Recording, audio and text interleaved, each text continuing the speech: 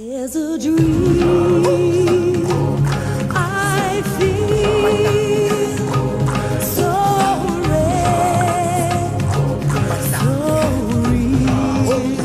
It's the world in union, the world as one, as we climb to reach our destiny. A new age has begun.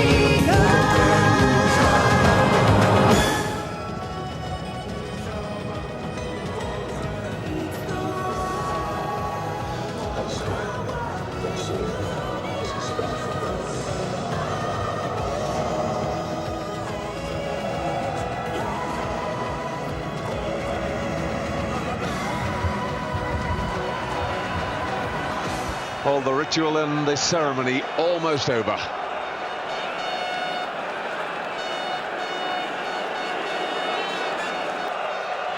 A chance now for the New Zealanders to throw down the challenge, just as the South Africans have been doing throughout all the pre-match celebrations.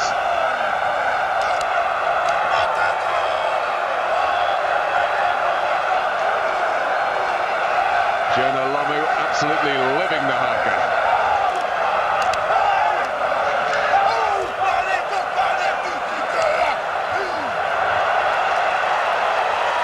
And the big boy getting really carried away there.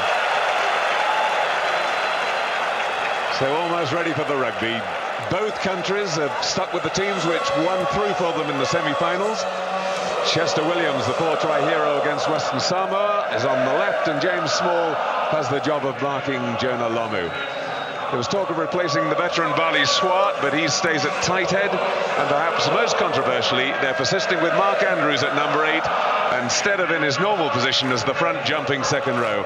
It worked in the Durban Deluge, but this will be a real test of his speed and control at the base of the scrum. New Zealand were never going to tamper with their lineup. They have tremendous pace in the backs with the youngsters, 23-year-old Glenn Osborne, 21-year-old Jeff Wilson, 20-year-old Jonah Lomu, and 22-year-old Andrew Mertens making such a huge impression. In the forwards, there's a slight worry about Zinzan Brooks' fitness. He missed the first 2 matches with Achilles tendon trouble and suffered a recurrence of the injury in the semi-final. Now, to cover that, New Zealand have changed their replacements. If Brooke does not last the game, Michael Brewer will move across to number 8, and Jamie Joseph will come in at blindside flanker. There's the man with the job of controlling it all, 43-year-old Ed Morrison from England, former Bristol Harlequins fly half, and the first match he refereed, Old Bristolians thirds against North Bristol thirds. Touch judges Derek Bevan from Wales, who refereed the final in 1991, and Joel Dumais from France.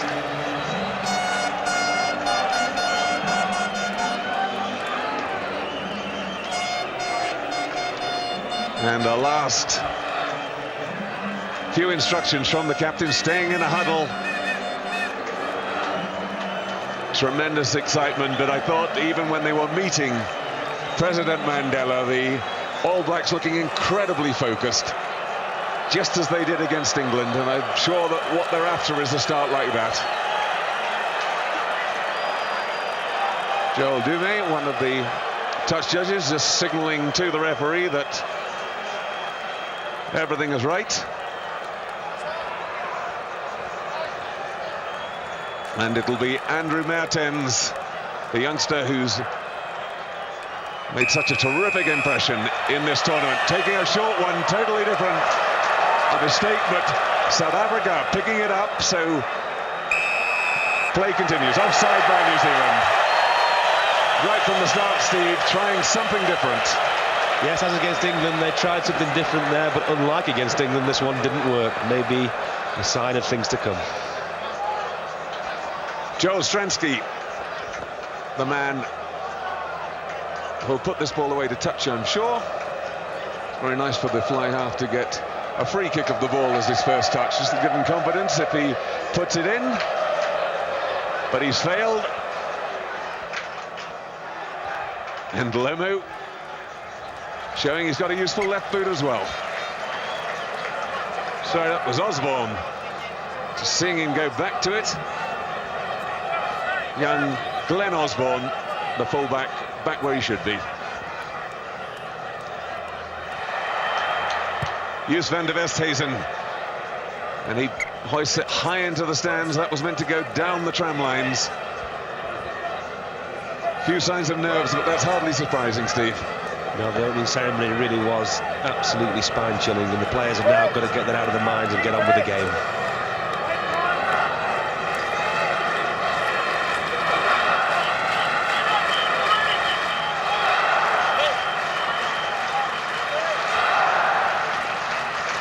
The calm before the storm. Misses everybody. Stransky.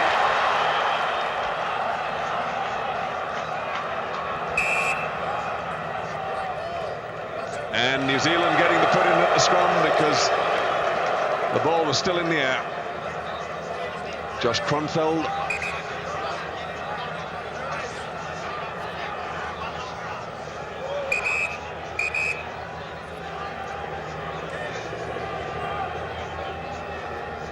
Good firm scrum, picked up by Brook.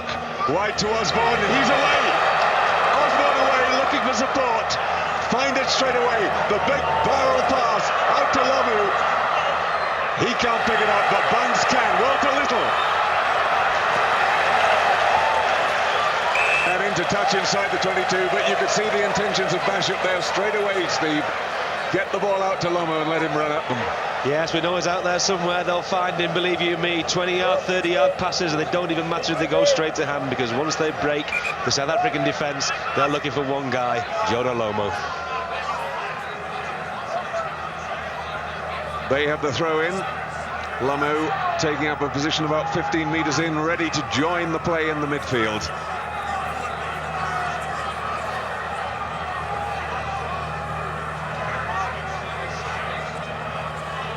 Four-man line for the New Zealanders. Dowd at the front, Brooke second, Jones third, Brewer at the back. Comes to Robin Brooke. He flicks it out to Mertens, who puts it high. Leaving it to Joubert, and he's able to mark. Still a good kick though by Mertens. He's pinned Joubert right into his corner.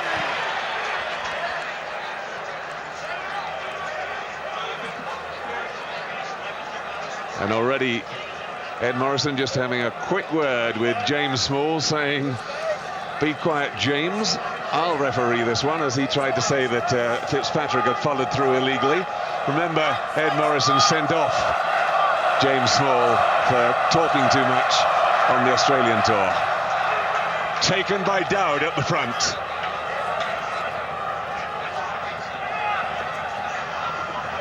Wide to Bunce. Bunce, as so often does, making that vital yard or two, and offside. The South Africans going over the top to kill it.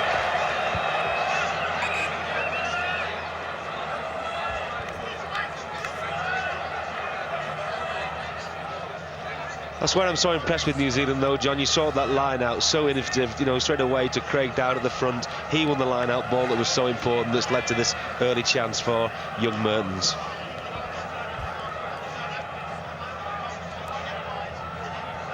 So Mertens with the first real chance here. An easiest kick. More than 15 metres in, so the angle's not very great, and certainly distance no problem at all.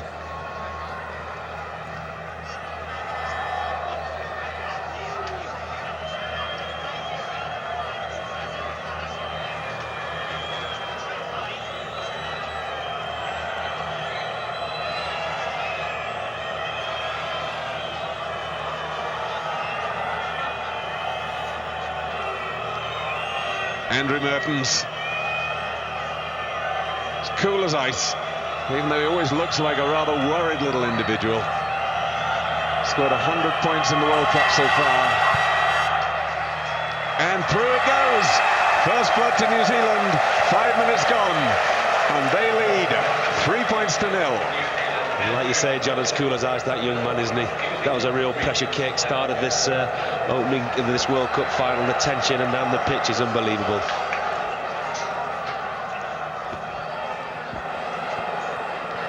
Good tap back, but it came forward again, and New Zealand were able to tie it up. Knock forward from the South Africans. Huge kick. Real tester. Bounces infield, fortunately, for Chester Williams. And a great kick from him. Huge cheer from the crowd as he takes play up to 10 metres. Quickly taken by the All Blacks. And that stands on end. Small has a chance to go. At Lomu, it was a poor pass inside. Zinzan Brook peeling off, barrels it away. Well left there by Bishop, because he could easily have knocked that on. Joubert against Wilson. And he finds a beautiful grubber kick to touch, just bouncing it in. A lot of nerves on the field at the moment from the South Africans. They need to settle very quickly if they're going to threaten New Zealand.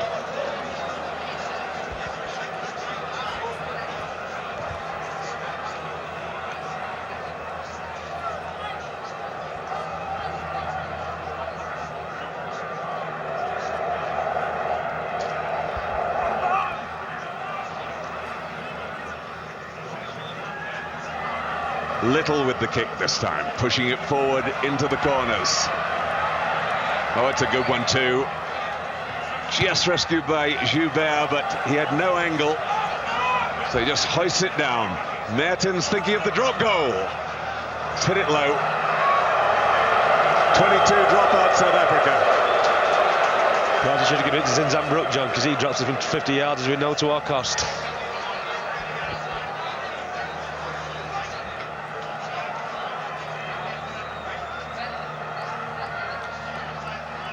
Use van der Westhuizen just thinking about the quickly taken one, but it's back now to Stransky. Deflected, but Pinar it was in the right place. Kruger, Henny LaRue. And I think the penalty already signalled to be given there for the high tackle, allowing advantage though. The kick pushes deep into the 22. And that's a good advantage. Yes, it was a good advantage by Ed Morrison. It shows that he settled very quickly into this game. It was a high tackle by Walter Little. He could have given the penalty, but he's allowed the advantage because South Africa have broken even in both lineouts so far.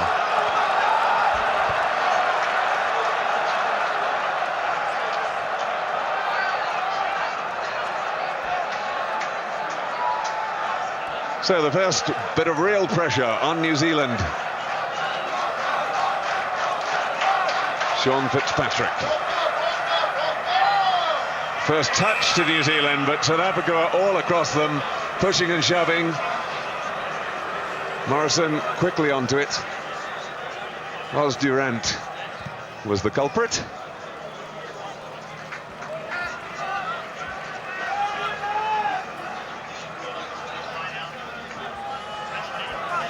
Andrew Mertens, his father, a junior All Black. Over the top to Pinar.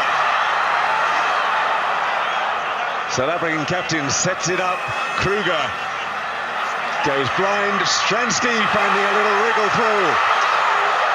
And well held by Olu Brown, the prop eventually getting him down. Wide it goes. Back inside to the big man Andrews. And a penalty. He was offside and he knows it. That was Robin Brooke. Way offside, and a rush of blood to the head, as so often happens to second row forwards when they find themselves in that position. So South Africa a chance to level the scores from a very similar position to the kick that Mertens landed. And that's far better from South Africa. It's taken them 10 minutes or so to settle down, but the last 2 or 3 minutes they've come back into the game and put together 2 or 3 nice passing movements. Morné du Plessis, the manager, will be a lot happier.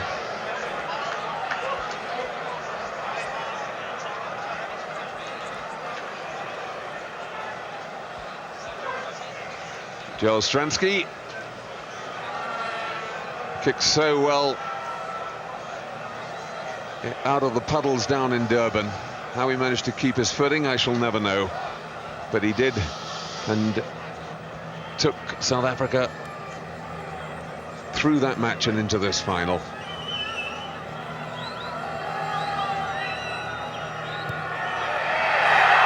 No mistake there either. Coming up to 11 minutes gone, and Joel Stransky levels the scores. The president applauds. 3-all. And I think we're in for a cracking match here. 10 minutes gone, the ball's been end-to-end stuff. Both teams are going to want to run the ball, and I think we're in for another high-scoring match.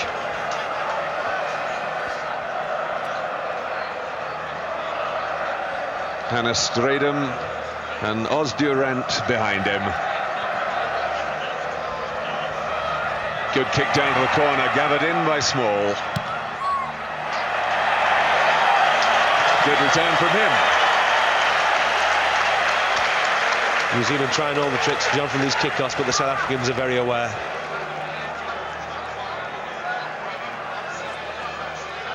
They're certainly not going to get caught as England did.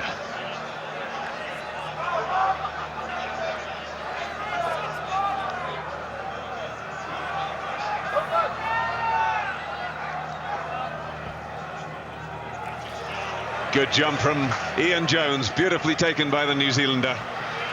And Lomo straight through the middle, breaks one tackle.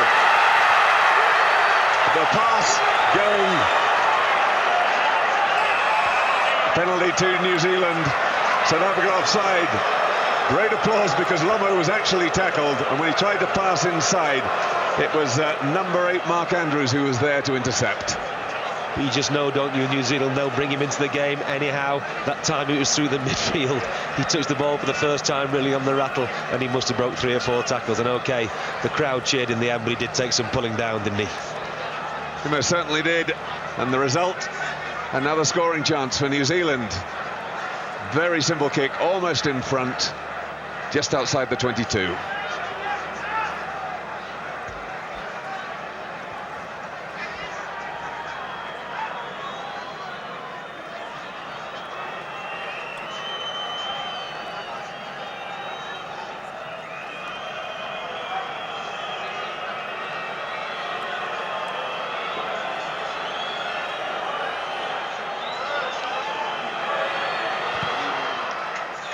High and true, right through the middle, and New Zealand go back into the lead, 6 points to 3. And that's going to be South Africa's problem. Just where is Jonah Lomo going to turn up next? Out on the left wing, in the centre. I wouldn't be surprised if we see him amongst the forwards doing this game. Yes, and this time he came to the middle, lovely decoy run. And once he's taken that ball at pace, he does now take some stopping, but a great tackle from the South African scrum half.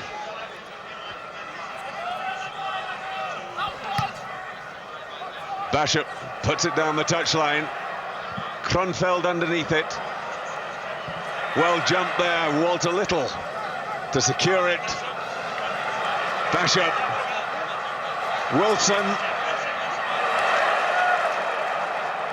And getting some continuity now. Now there's a bit of space. Little trying to get through. He's held but not brought down. Kronfeld.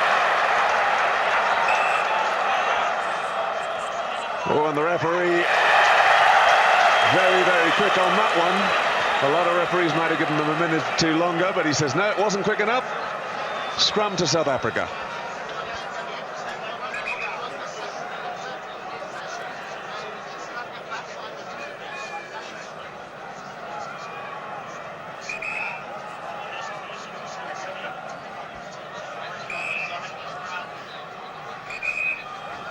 The anxious stages, the New Zealand bench. There's the veteran prop. Richard Lowe, if he gets on today, he'll set a new New Zealand record. 15 minutes into the match.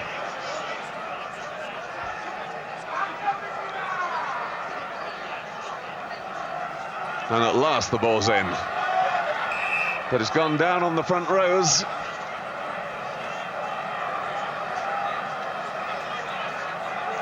Durant and Brown being warned there to stay higher, make sure it doesn't go down again. This time South Africa have it. Out it comes. Van der Westhuizen to Stransky. Again, that cultured boot. And very coolly, Osborne lets it go over his own line. Touches down for the 22 dropout. Very coolly indeed. Glenn Osborne did well there, because that could have bounced either way, and he's had a lot of patience. Did well, kept his cool. Good player, this lad.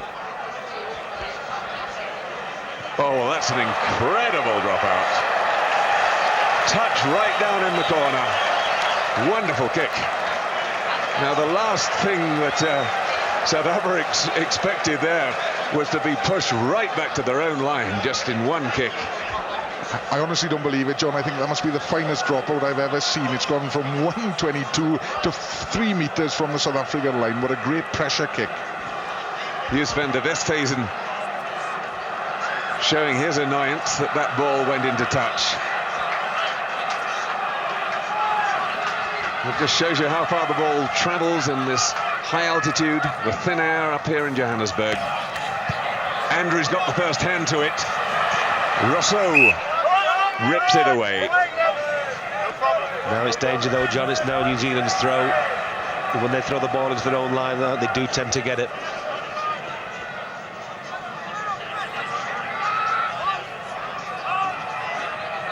Great chance for New Zealand. They have the ball a line out, just 6 or 7 meters out. Or Robin Brooke couldn't hold on to it. Timing just out. Back it goes to Stransky. And a great kick from the fly half.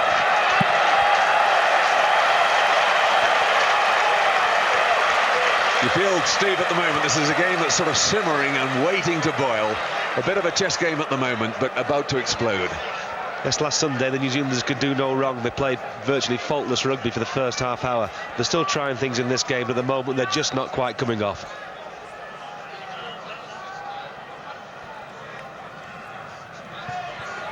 The deflection from New Zealand just came off the body, I think. Flick wide to Wilson. Chester Williams outside to Osborne.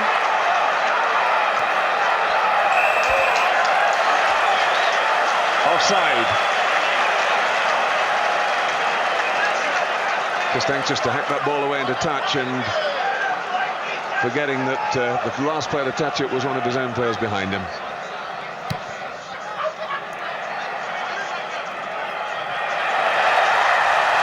And the touch given.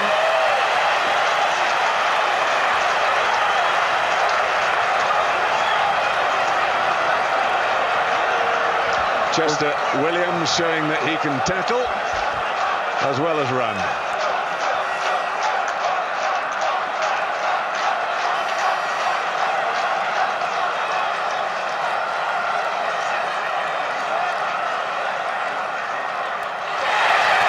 Big take there from Stratham. South Africa have it. First back chance. Yapi Mulder. Big 15-stone centre coming back. Room on the blind side. Van der Westhuizen, we know he can run.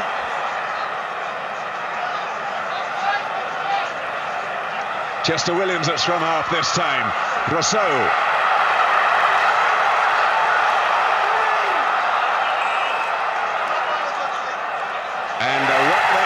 The scrum going to South Africa, a real pressure position for them. Yes, well played, South Africa. First time we've really seen Van der Westhuizen come into the game. He's a top-class scrum half, and give him half a yard, he'll take 5. Fitzpatrick. He's seen it all before. The only survivor from the '87 World Cup final. Driving off the side, Andrews. Again, the little thrust from, and they're over this time. They can get it down. No, the referee can't see it. Quite right. Ed Morrison couldn't see the ball go down. Look at the faces of the South Africans. They can't believe they haven't been given the try. Well, we've seen it so often in this tournament. Players going over the line. Referee was in a superb position then, and you must get the ball down to the ground. And more importantly, John, the referee must see it. If in doubt, scrum to the attacking side.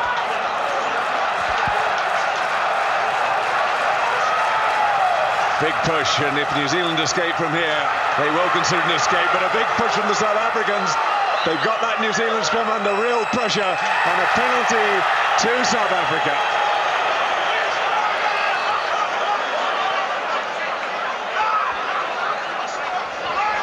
Well, I'm sure that'll be a talking point after the game. The drive went forward from the South African scrum, and Ed Morrison has penalised the New Zealanders for deliberately disengaging in the scrimmage. Now then, the question is, if they'd gone that extra 2 metres, they might have scored should a penalty try have been awarded.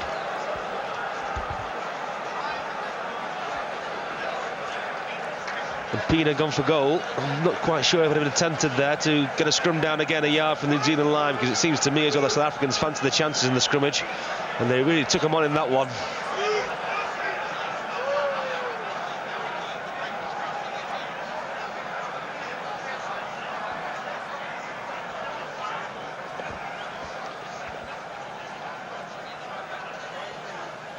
Joel Stransky with the kick.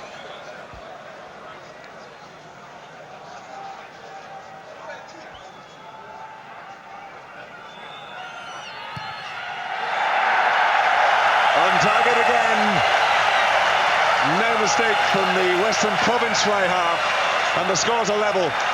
But importantly there, Steve, a little advantage for the first time in the forward battle going South Africa's way. Yes, I can see the fans the chances in those scrums. South Africa have always been a fantastic scrummaging nation. If they see any weakness at all in the New Zealand scrummage, they will exploit it.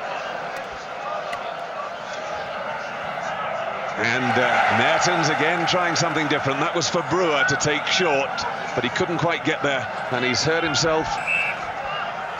And Mike Brewer has damaged his right ankle as he went through to try and grab that kickoff. There he is, the very experienced blindside for New Zealand. Made his debut against France in '86, and at one time looked certain to become a New Zealand captain. But he had a couple of years out of the game because of his studies. Captained Otago to the championship. Very highly thought of. Missed the '87 and the '91 World Cups through injury.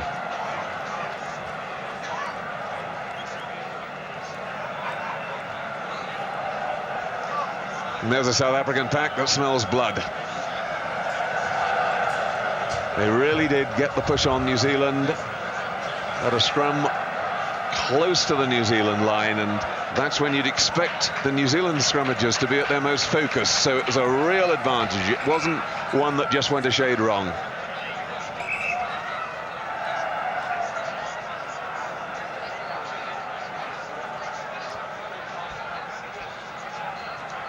Just crabbing a bit that time. The little tap in behind the defence.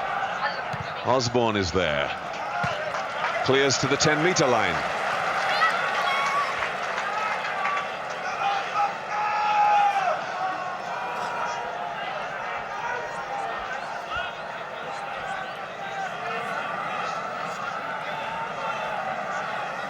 Mark Andrews brought him to second jumper, even though he's playing at 8. But they've given actually a free ball there to Ian Jones, flicked away by Bashop. Zinzambrook, we know he can kick, but that time just an inch too far. It landed right on the line, and that means instead of gaining 40 metres, it's a line out to South Africa just outside the New Zealand 22. Yes, last Sunday that would have bounced an inch before the line, but this is a week later. Zinzambrook just hitting it over long. South Africa shading the territory. New Zealand have had more possession.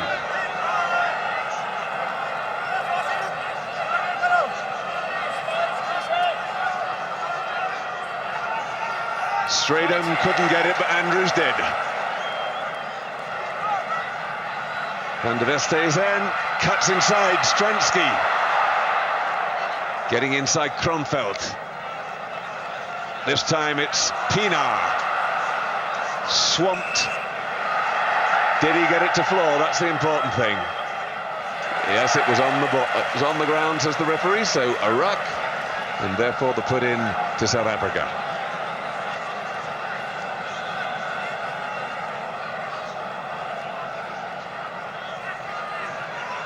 Andrews coming off, driving away on the blind side. Van der Westhuizen just chipping down there. They've let it bounce. We know what he's like. Well, there's been a knock on there, certainly, if not more. Scrum to South Africa.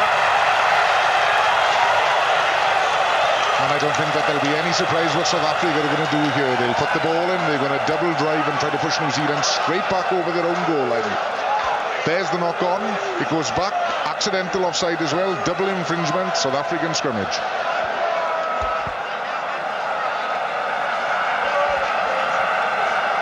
Now New Zealand digging in, and a penalty, and Olo Brown there being accused of taking the scrum down. Real pressure. Now he's not going to put up with taking it down and just giving away penalties for long.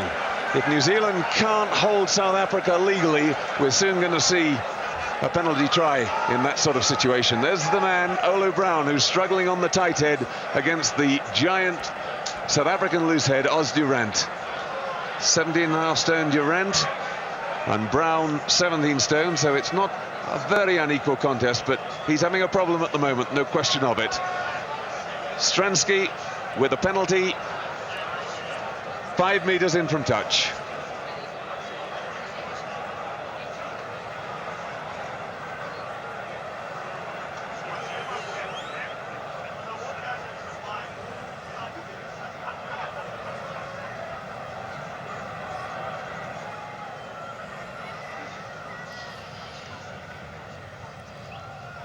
Total concentration. Oh, is it going to stay wide? Just is. It didn't curl. It looked as if it was going to for a while. But 27 minutes gone, and the score remains New Zealand 6, South Africa 6. But it's good tactics, South Africa. What they've got to do, they've got to scrummage the New Zealanders. They've got to keep Crunchfeld on the side of the scrum. They've got to sap their energy. South Africa playing the right tactics at the moment, certainly. Big kick-off, Lomu trying to get there, he couldn't do it, 2 knock-ons.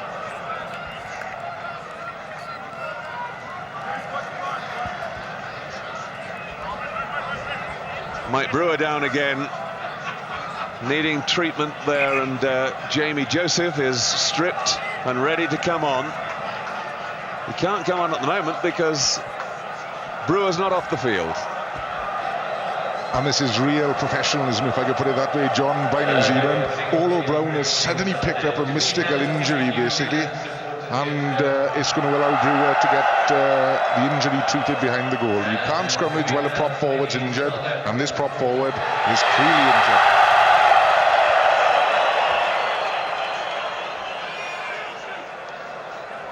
Now re-strapping Brewer's ankle.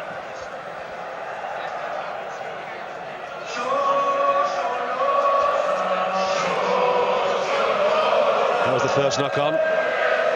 Second knock-on does not count. Scrum back, and it's going to be New Zealand putting. Craig Dowd looking as if he's okay. Michael Brewer still on the floor, but it's meant they're going to certainly play with only 7 forwards for a shorter time. New Zealand have it. Lomu inside, they've got away. Crunchfeld. Olo Brown driving on, good drive from the New Zealanders this. The forwards getting it moving, dash up, little knock forward, just when they didn't need it. And James Small, a bit wobbly, going back to his position after feeling the full force of Lomu for the first time. He certainly did. And that scrum, they didn't even try any back row move. Zinzambrook just gave it straight to Lomo, who thundered down the touchline like a rhino. Michael Brewer still behind his own goal line, receiving treatment. Back it comes to Stransky. Great kick from him.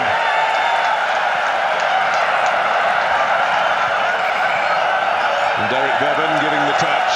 Osborne hoping that he hadn't had a foot in touch when he touched the ball, but the touch judge ruling he had. Spot on, John. If the ball hits the touchline or a player who is actually in touch, it goes the throw in to that particular side. Half an hour gone.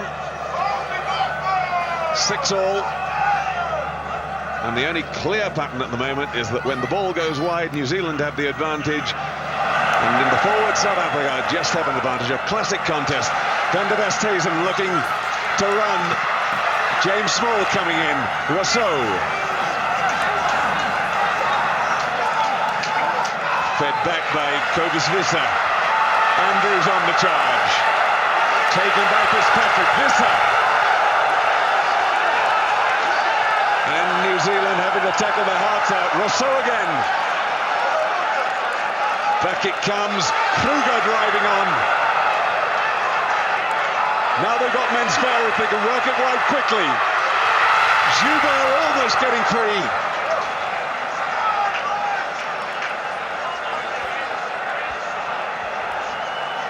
South Africa have it still. Back it comes to Stransky. The drop goal. It's there. And South Africa into the lead for the first time. 31 minutes gone. And getting the reward for that pressure. And they deserved it. Wonderful South African forward play. Some great driving, rooking ball by the forwards. Eventually spun it out wide. Good tackle by Frank Bunce to save the day on Joubert. But Stransky knew when he got this ball back from the ruck, which he almost inevitably was going to, there was only one option.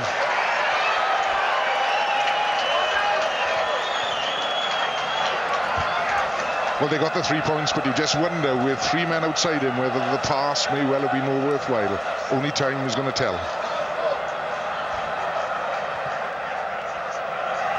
The restart. There goes Lomo. But Stradham's gathered it in. Kronfeld trying to hang on to Stransky. He can't. This time the kick just inches from touch. Osborne slipping, caught by James Small.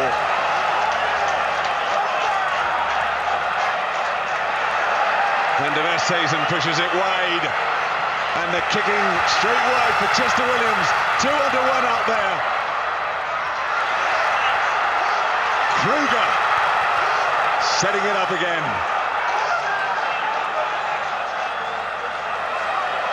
And away comes Bunce with the ball at the vital moment.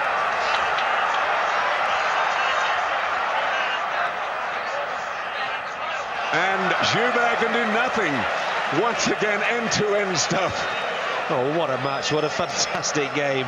New Zealand there swept the really under massive pressure, won a crucial ruck, and here we are now. They just whacked it 60 yards down the pitch, and now it's South Africa under pressure. 33 minutes coming up towards 34 minutes gone. And Fitzpatrick has the throw in.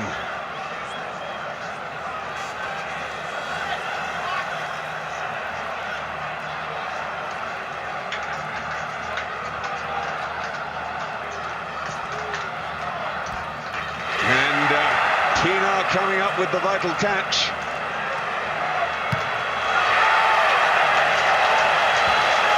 Cheers ring out round the stadium.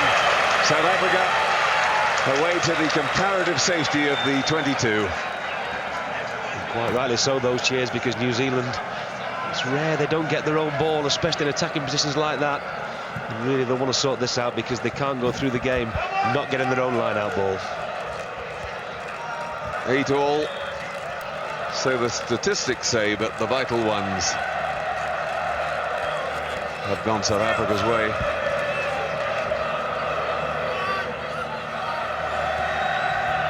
One at the front that time. Just trying to get it wide. Lomo has it. Didn't go forward. Wilson's across there to lay it back.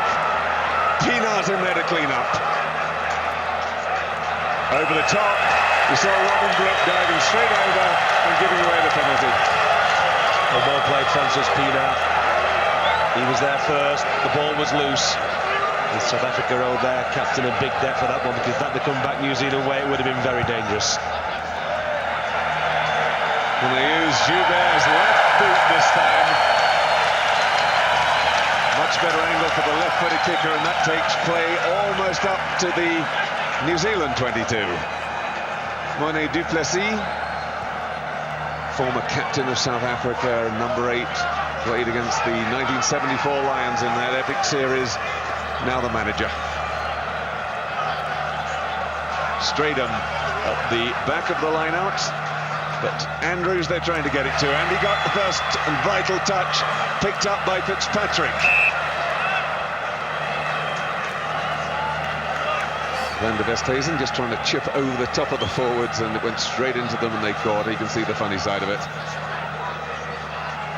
Sean Fitzpatrick holds just about every New Zealand record, their most capped player, World Cup appearances, more than any other player. So this is his 17th over the 3 tournaments. Taken by Straydom, but the throw wasn't straight.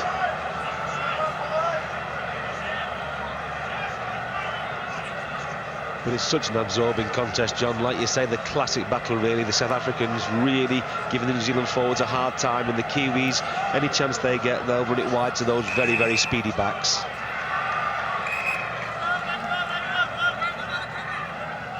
The front row going down, and the referee deciding it was no one's fault back time. But New Zealand would be a lot happier if these scrums were easy. Lomu bounces off one man, but back it comes. Van der Westhuizen felt his full force, but he's a plucky little fellow. He's up. Knocked back. Now New Zealand have at last got possession. Out to Cromfeld. He'll run through anything too. Sets it up. Wide it goes. Zinzanbroek just pushing it out to Wilson, and then Little coming back through the middle, but South African tackling good at the moment. Scrum to South Africa. Yes, the New Zealanders find it a lot harder than last week. These South African first-time tackles are really going in strong, because what we saw when the first-time tackle doesn't go in, these guys score tries from all over the field. The South Africans really putting in some big hits. 38 minutes gone. South Africa leading 9-6.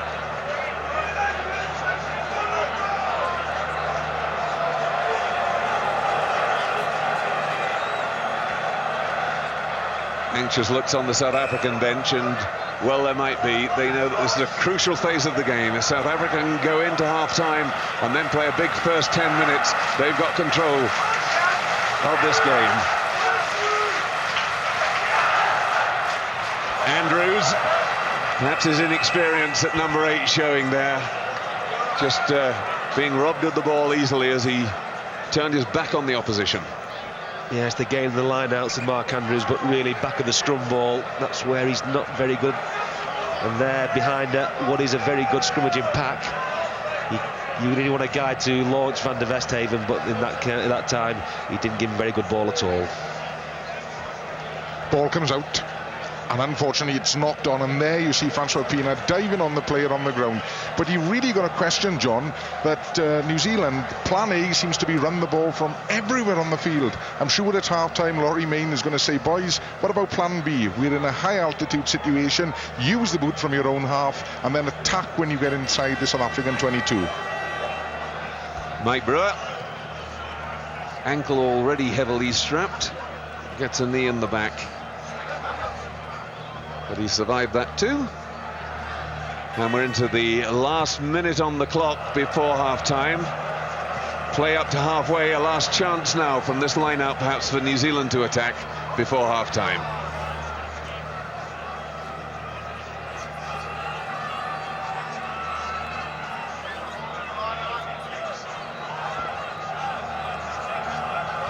Kobus Visser brought in as the front jumper, the heaviest man in the side, 19.5 stone. Good leap there from Michael Jones. Mertens putting it high. It's coming down just outside the 22 to Chester Williams. Set himself beautifully to take that. Now the Blacks, though, have it. The drive on, but South Africa managed to rescue it. Offside. You were too quick away. The ball was not out of the back of the ruck, says the referee, and the penalty to South Africa, so they now get a chance to clear the touch under no pressure at all. And of course they'll get the line out. Another massive kick from the fly half. Joel Stransky, and the referee decides that's the 40 minutes up. Really is a fascinating battle. South Africa had the edge at the moment. 2 penalties and a drop goal to 2 penalties. South Africa lead 9-6.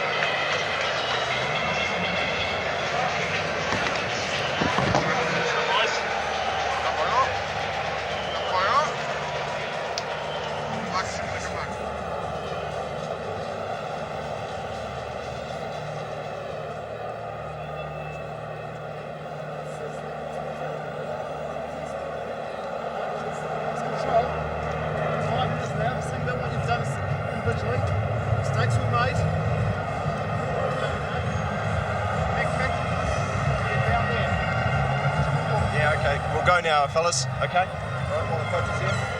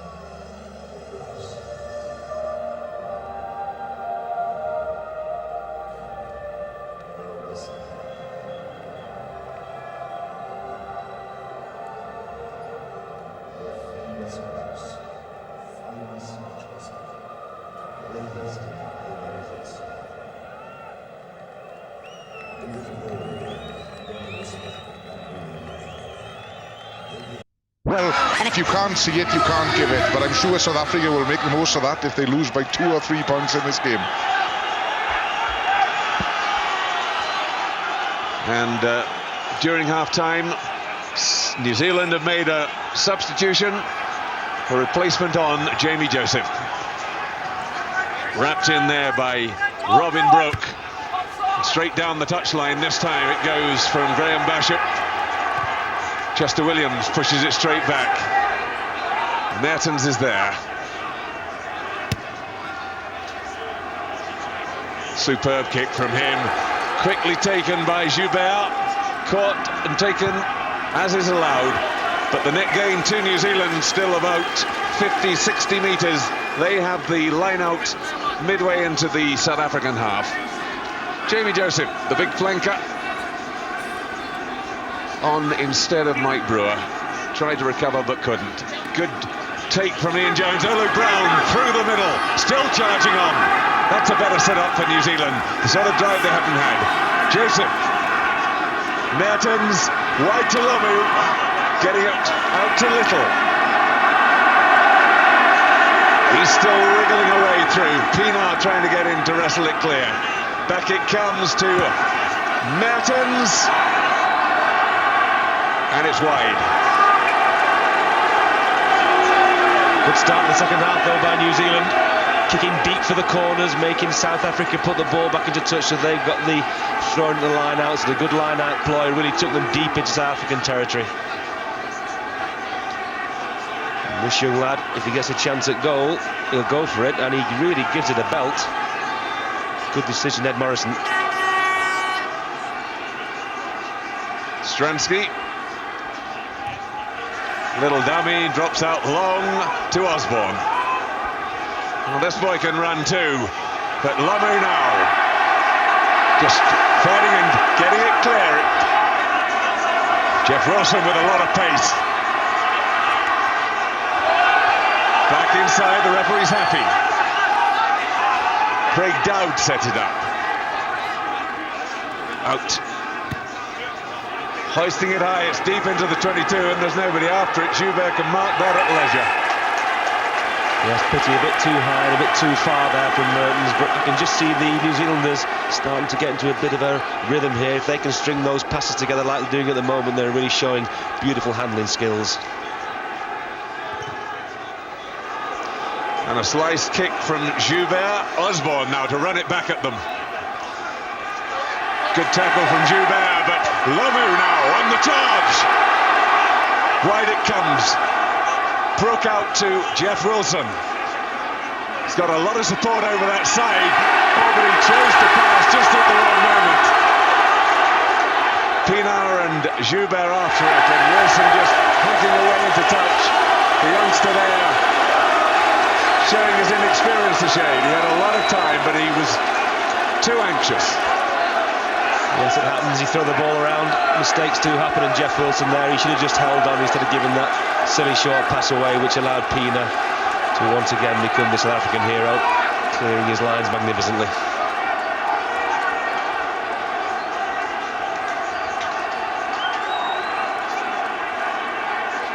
Rousseau, the man who has come in for James Dalton. Great jump from Visser that time. And South Africa getting the drive on.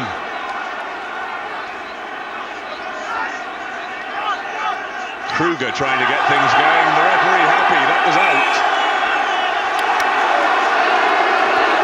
Yes, at the end of the day, if the ball goes to the back of the maul and there's one person on his feet, that maul is over. And Craig Dowd was perfectly entitled to come there and tackle the player with the ball. So Bashop with the feed.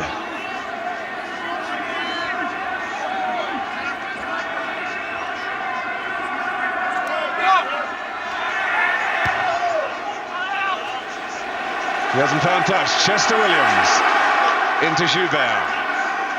And he goes for a massive drop goal. My goodness, it was long enough. Wide of the right post, but it would certainly have cleared the bar. Yeah, the kicking skills of both teams is absolutely phenomenal. And then they're doing drop kicks and punts like 50, 60, 70 yards. There's Glenn Osborne.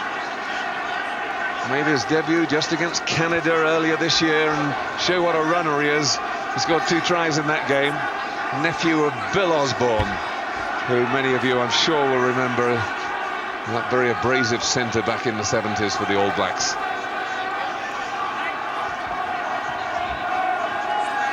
Still 9-6, South Africa lead.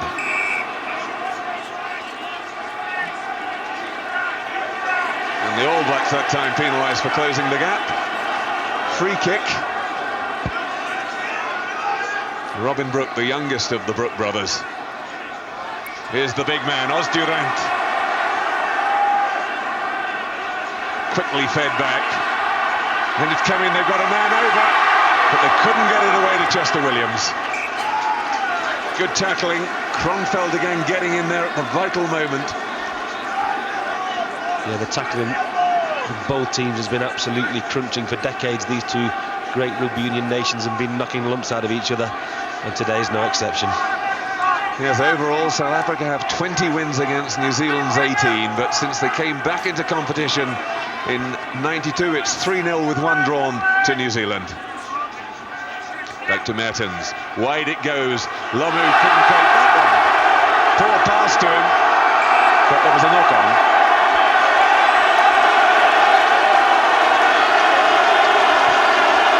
And you've got to say that New Zealand are putting themselves under pressure pressure through rather poor passing. They must get down to the end where South Africa are and attack from inside the South African 22. This is just indiscipline on the New Zealand side.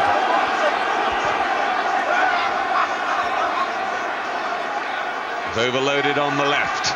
Joubert with the chip through. James Small trying to get through onto it. Can't pick it up cleanly. Pinar's there. He flicks it back inside. Osborne trying to get a hand on it. And New Zealand have it. And that was a beautiful kick through by Andre Joubert. If Small had picked that ball up, it was going to be try time, but he just couldn't get hold of it.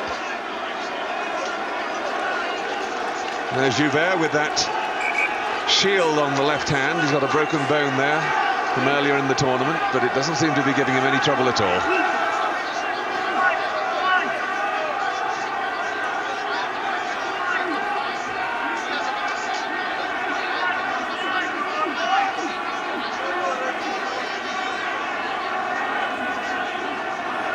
Bishop, Mertens, they come storming through to try and get pressure on him, but it's a good kick again from the fly half.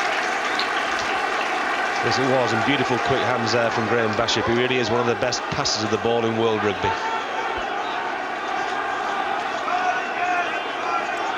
Andrew Mertens, his father was a junior All Black, his granddad played for New Zealand.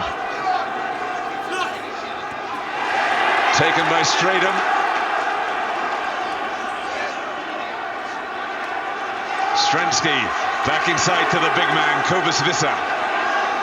Penalty to New Zealand. He clung on to that on the floor and holding on. Sure penalty.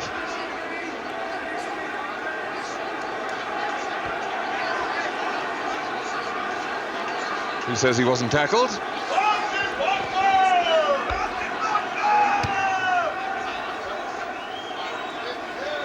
Play up to halfway.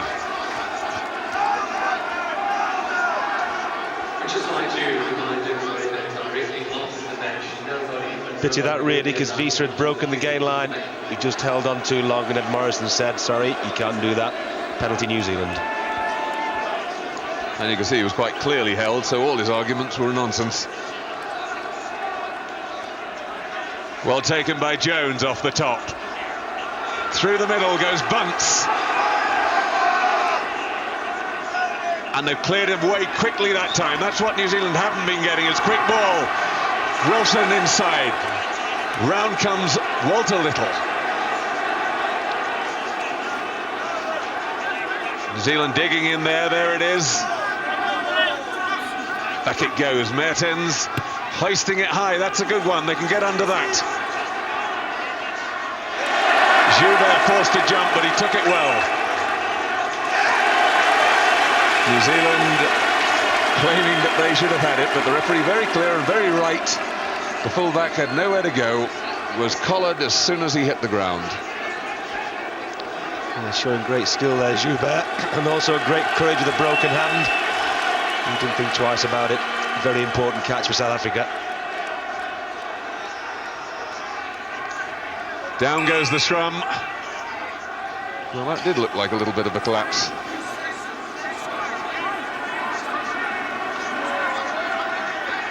And the referee agrees. He said that he wasn't happy about that one.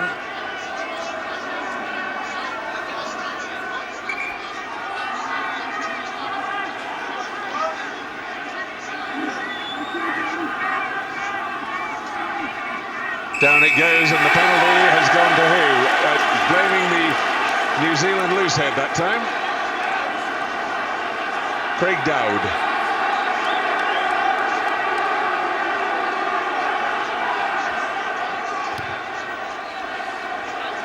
Stransky finds touch just inside the New Zealand half. 10 minutes gone. South Africa still leading.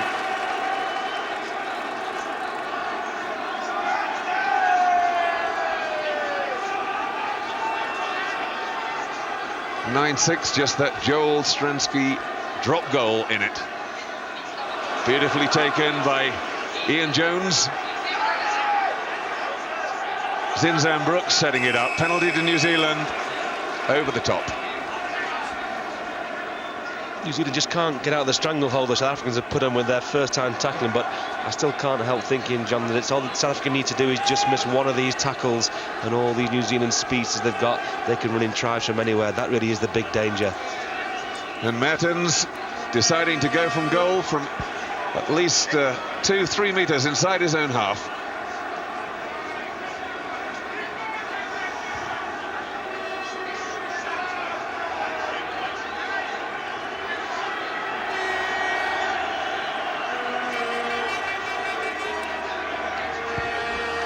There's the tackle being made, and there's the player going clean over the top. It's so obvious, it's unbelievable.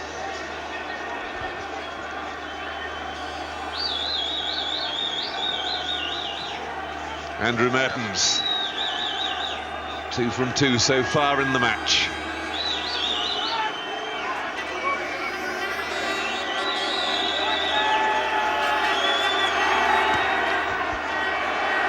Just going for that extra distance, he's hooked it wide, it happens so often. And James Small is going runabouts behind his own line, already trying to waste time. Van der Westhuizen to Mulder. Stransky putting it deep. Osborne's under it. Running it back, Little. Oh, and that's dangerous, but Lomu has it. They've collared him, that was Strader who got him. The big second row. Healed free. Wilson. Only just got the touch.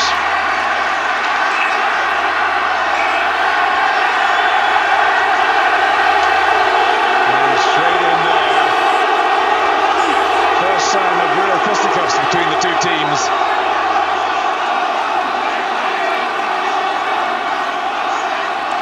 And the referee says the ball was played. Touch judge agreed that there was no problem. Yes, there it is. Chester Williams goes to picks up and knocks it on, and really it's just a push and a touch, and always concerned the referee at that point is the third player in, and you can see Henry LaRue just about to poke his nose into the situation.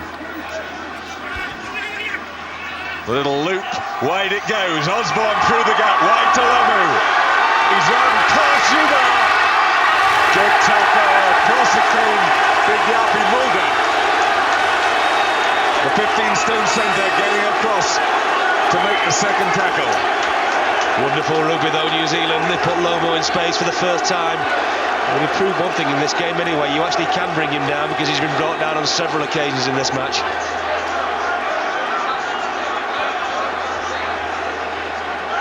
Desperate straights here, South Africa, but they really do show fantastic commitment in the tackle.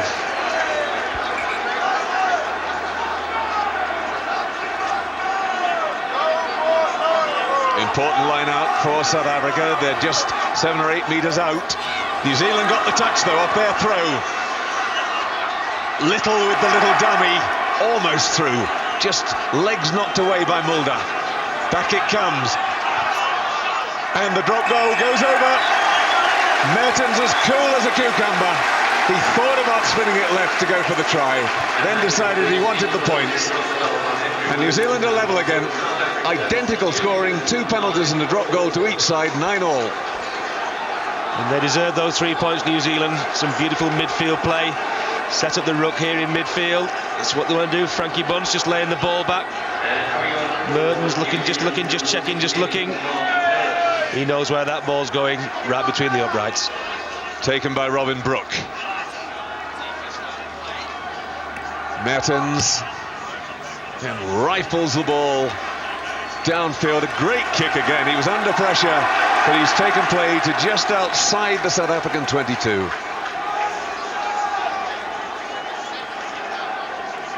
And Jeff Wilson in trouble, and on has come Ellis, Mark Ellis, another speedster. He's actually the fastest man in the New Zealand squad, so he's certainly not reducing the pace.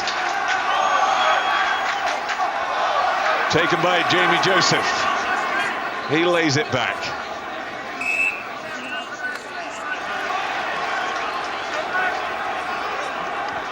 You just get the feeling that the South African forwards are starting to blow a little bit more than they were earlier in the game. 16 minutes gone in the second half, and well, nearly offside, but the ball was out. Play goes on. Bunts wide to Osborne. That's a lovely pass. Can he go round? Joubert almost. This is where they're so dangerous, and as you so rightly said, Steve, you're suddenly beginning to see the New Zealand runners in space. Yes, the New Zealand back play really is becoming strong now over the last 10 minutes there. They use Lomo as a decoy very cleverly. Missed pass, and there's the Osborne on the wing for the overlap, but again, South Africa, great tackling. Lomo, he's a decoy, skip pass. Joubert's going to make this one, or it's going to be a try. Well done, Andre Joubert. South African throw. They've come up with it. Back to Stransky. Good kick for him. Play to the 22. This time it's the New Zealand throw-in at the line-out. Yes, now it's danger. New Zealand throw, 22 metres out. Mona du Plessis looking a bit worried. Mark Ellis now out here on the right wing for New Zealand. He made his debut as outside half, remember, on the British tour.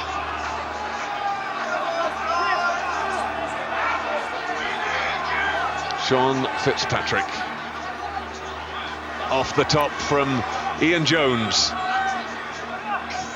Back it comes to Mertens. Another drop goal attempt.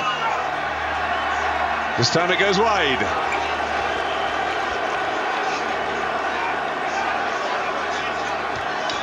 It's almost becoming a psychological battle that who gets the next points really could give them the inspiration. A very good ruck there, and it's lined up again, but he's just pushed it wide of the post in his anticipation. Not a beautifully struck kick, but just that shade wide. Stransky drops it out. Taken. And into touch, coming around the wrong side there. They wanted that to stay in play, but Joseph coming out to touch. Richard Lowe, Norm Hewitt and Strawn on the bench.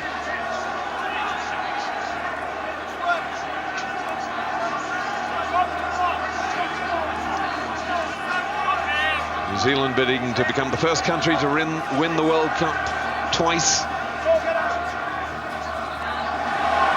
Nicely thrown back off the top. Visser making it his own.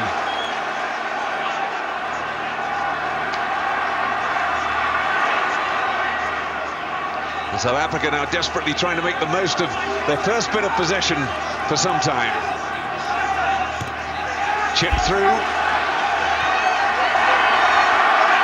Oh, Ellis turned beautifully.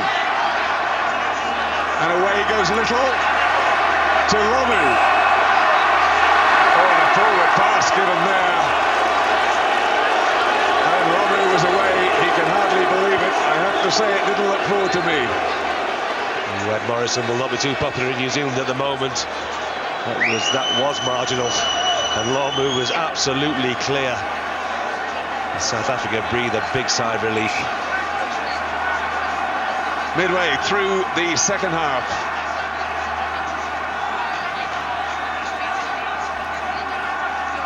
To work the move right, inside to Kruger. And Van der Westhuizen, he's so dangerous. Small trying to go quick. Good tackle, well done by Osborne to stay with his man.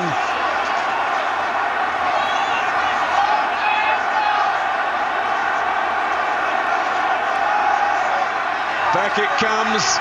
Andrews trying to drill a hole there from the standing start. Back to Stransky. It's important that Mertens holds on to him. He does.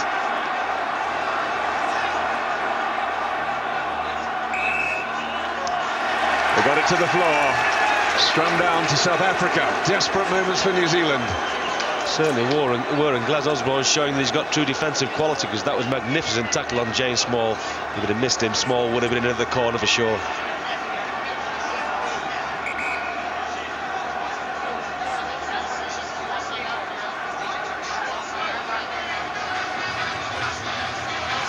New Zealand regrouping. They know that they've got to get themselves away from this position because Stransky's in a prime drop goal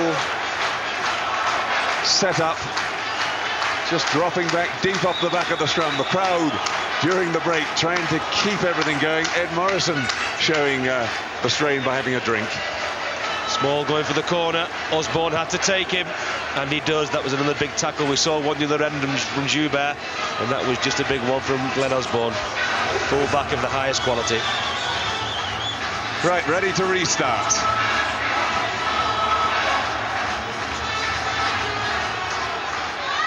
Working it right again. Andrew to Van der Westhuizen, wriggling free out to Small again.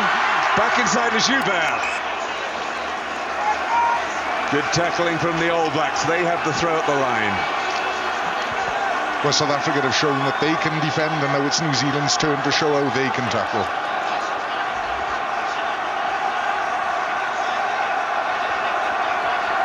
Vital that New Zealand come up with the ball. Yes, high leap there from Ian Jones. He's having a big game in the line out.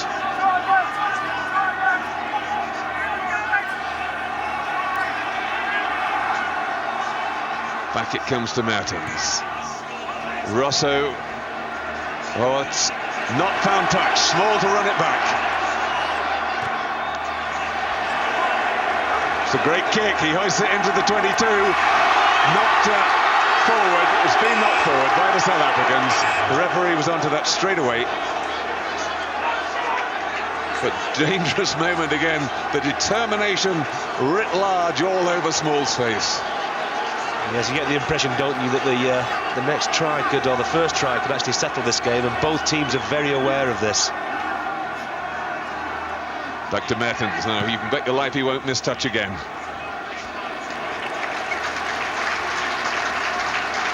Well, he didn't, but not the way I expected him to find touch.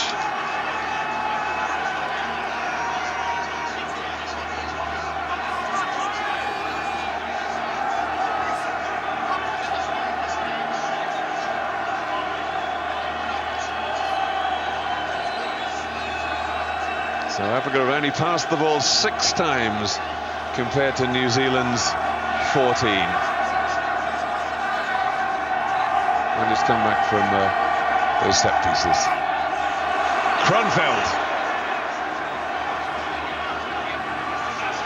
Mertens putting it wide, going for position.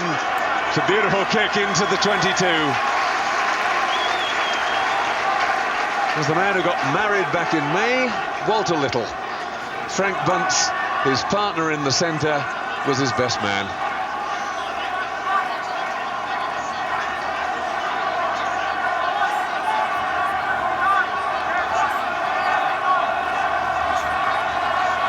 New Zealand back in an attacking position, but South Africa had the line out through. Robin Brooke off the top from Stratham.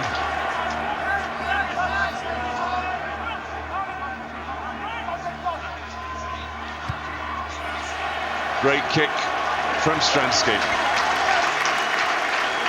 And the tension on the pitch and around the ground really is absolutely electric. Both sides knowing that one mistake could lose them the World Cup. New Zealand cut the line out to 2.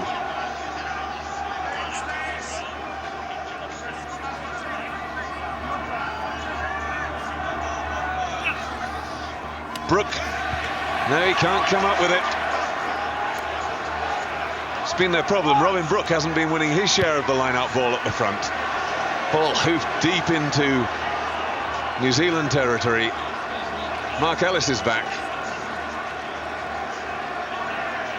Sit down, and New Zealand have the 22 drop out. Chester Williams chasing, hopefully like a good wing would.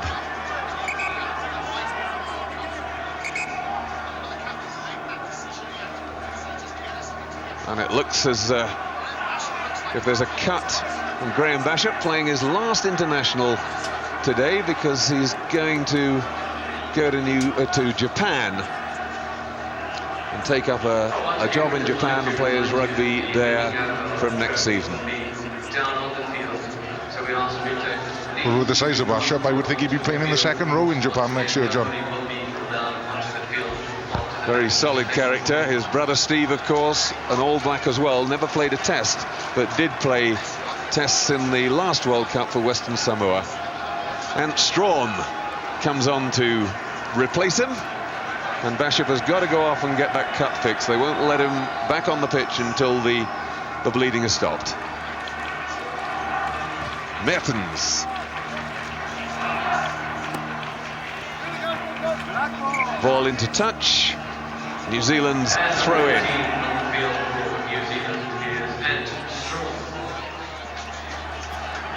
And Strawn, very experienced, winning his 11th cap.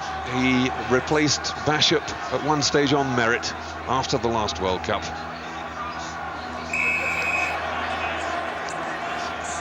And South Africa that time were the people penalised for closing the gap. In comes the setup. Mertens putting it.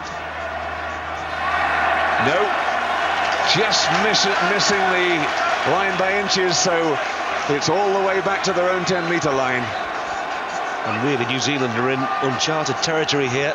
It's the first time in the competition that we come into the closing stages of the game, and they're not leading by some 20 points.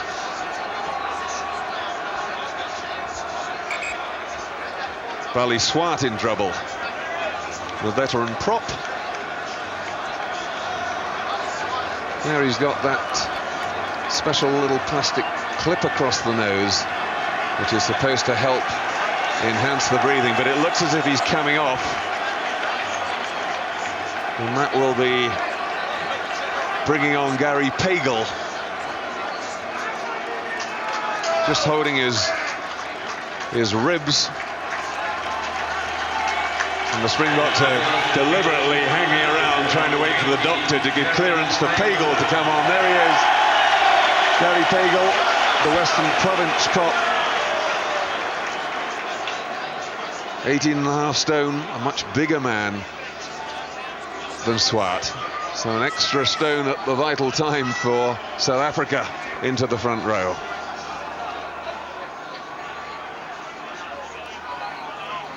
Off the top. And a vital ball for New Zealand, and knowing that we're getting into these stages where every score counts, Mertens just putting the ball downfield to take the game into South African territory. We will, of course, have extra time in this final if the scores are level at the end. Coming up to half an hour gone, and then there will be 10 minutes each way if it's needed. And you can see, I think, Steve, that both sides beginning to feel a bit inhibited about their rugby because we're getting into this last 10 minutes and it's all level. Strawn. Yes, although New Zealand have shown great ambition throughout this whole tournament, suddenly you've seen Mertens kicking the ball more than at any other time in the tournament. Really, that both sides are very, very aware the next score could really clinch the World Cup for whoever team scores it. Down goes the scrum.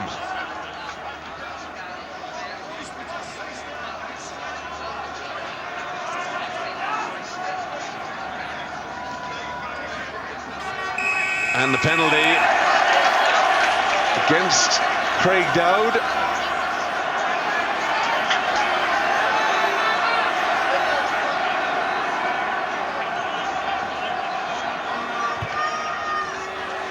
Great kick.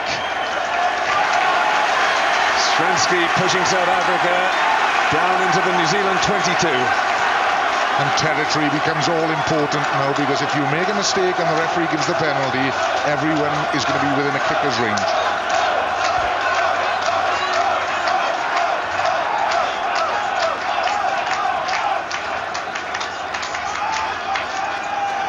The great South African dream. I was certainly amongst those who felt that they weren't good enough yet to take it off, but here they are, 10 minutes to go, and they're level and they're on the attack. The throw wasn't straight, so New Zealand come up with the put in. Yes, I agree, John. Very few people thought at this stage of the game it'd be 9-all. People really thought this New Zealand side was something special. And Mertens misses touch. Chester Williams can't catch it cleanly. Up goes the kick. Joubert's kick, that is, gathered in by Osborne. He's going to run it back and go for touch. And a good touch from him. Stransky hasn't got anybody back to throw to quickly, so Osborne achieves tremendous yardage for New Zealand. Amazing, Osborne and Mertens both quite scrawny characters, but they don't know how to kick the ball a long way. Visser. New Zealand got the touch, shipped away by Strawn. Lomu through the middle. Again he's shackled. That was Chester Williams getting in the tackle. The chip in behind. Will it go to touch or over the... Oh, it's a brilliant kick. Just 2 meters out.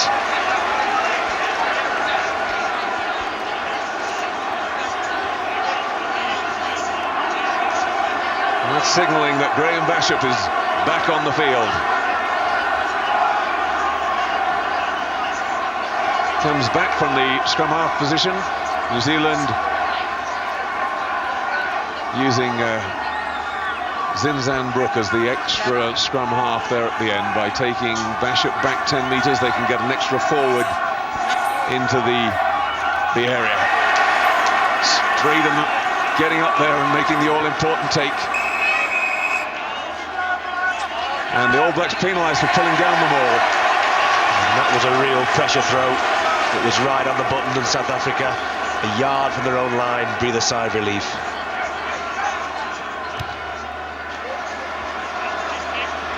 Stransky misses touch. Osborne in the midfield. And he's just playing the high ball game. Oh, that's a really nasty one. And suddenly South Africa are under pressure from a situation that they couldn't have expected. Oh, and they get away with it. New Zealand actually getting hold of the ball. They didn't get it down to set up the ruck, and so South Africa get the scrum.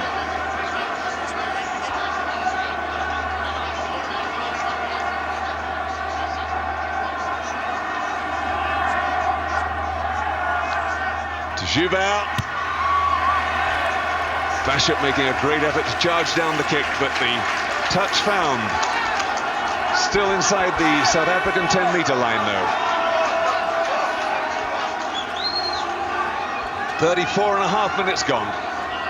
New Zealand line out, and everybody feeling the pace. Ian Jones, who's had such an important game in the line out. The Kamo kid, up from north of Whangarei in the far north of North Island.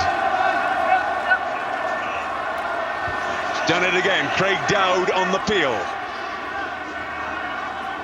New Zealand setting it up.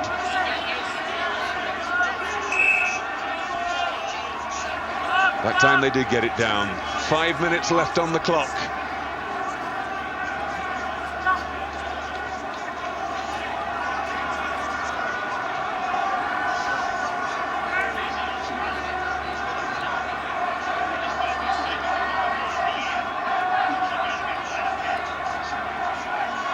Mertens.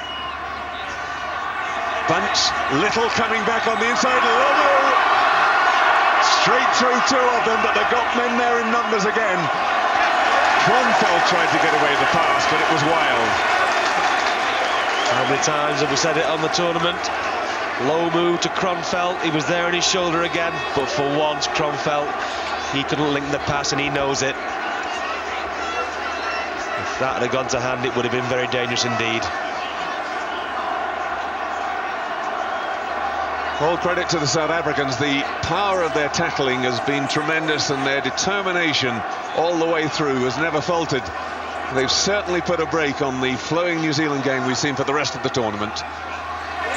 Big jump from Visser that time.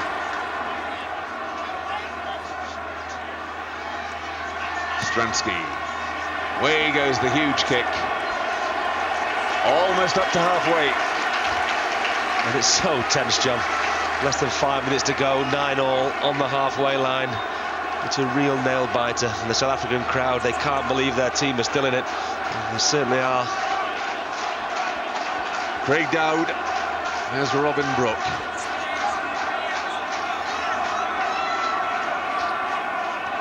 He gets it this time, very importantly. Back it comes to Mertens. Oh, Little, so clever, the double dummy, and almost wriggled free round Henny LaRue. Away goes the little kick to the corner again. Beautifully done by Bashop. Quality scrum half play. Graham Bashop, he realises they've got to keep the pressure on South Africa once again. South Africans within 10 metres of their own line, but fortunately for them, it is their own throw. 37.5 minutes on the clock. Ed Morrison still chatting away happily to everybody. He's had good control of the game. So no trouble with the players, and that's always a sign of good refereeing. Jones getting the touch, that's so important. Bunce just spinning himself around. Mertens with the drop goal. And it flies wide. The vital one from in front. Oh, they can't believe it. By his own standards, it really was quite an easy one. It was bang in front. He's just pushed it wide of the post. And it was spun off the outside of his boot. He should have made that one, really.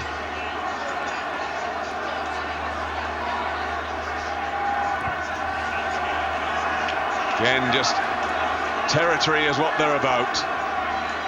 Osborne. Yes. No, it wasn't.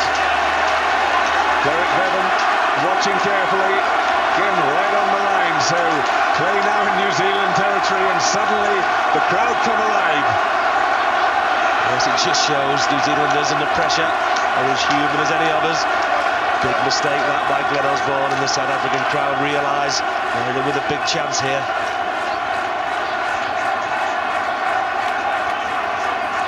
And into the final minute. South Africa have it. Little tap forward. The referee spotted it, and relief for New Zealand. They get the scrum.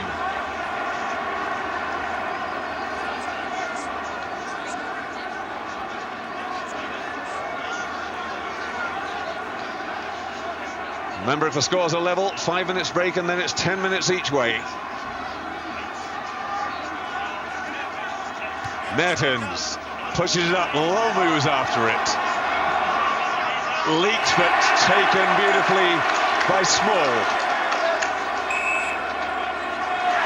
And South Africa have it.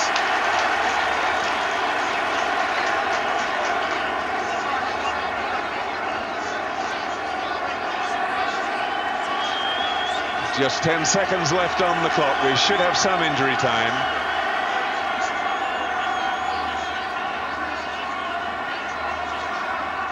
Still all locked up, 9-all, just that one drop goal in the second half. Oh, and the way this ball bounced could be vital. And the New Zealand players trying to keep it alive to get in a big clearance, couldn't do it. Chester Williams almost through, but a line out, just 5 metres now from the New Zealand line. The way that South Africa have been dominating the line-out, you wouldn't bet against them actually taking the ball once again against the head. And if it is, well, Stransky will be cleaning his boots for the drop goal already.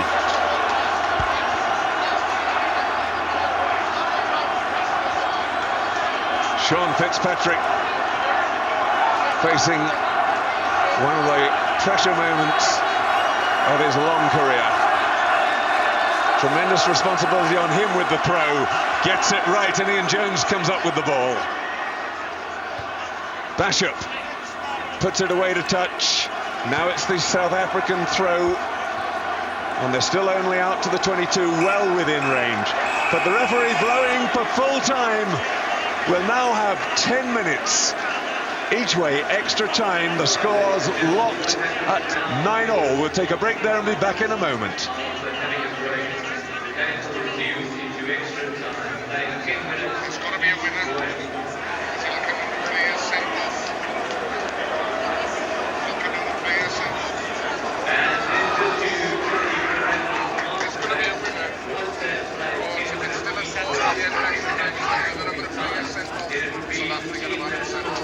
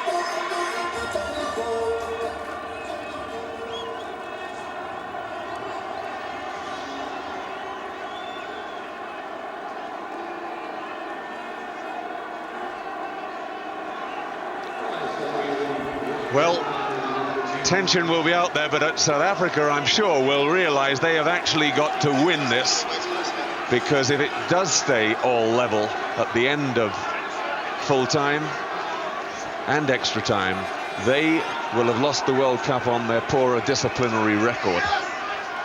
So off we go, 10 minutes each way. In comes the battle again. Van der Westhuizen putting it high. Ellis leaping for it. Knocked forward by the All Blacks, so scrum down South Africa.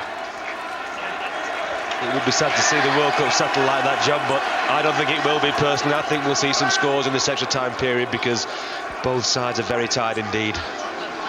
The actual ruling is that it goes to tries scored in the match, not in the tournament, in the match first, and they would decide it if one side has scored more than the other. And if that does not bring a result, then it goes to disciplinary record. Offside in front of the kicker.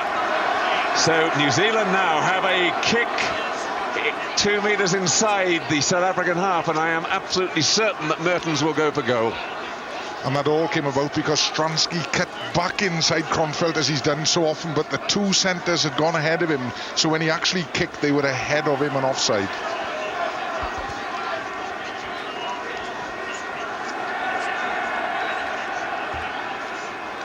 Ed Morrison wise to every trick. Mertens was just trying to steal an extra yard or two, and he's pulled him back. You can quite clearly see there Jaapie Mulder well in front.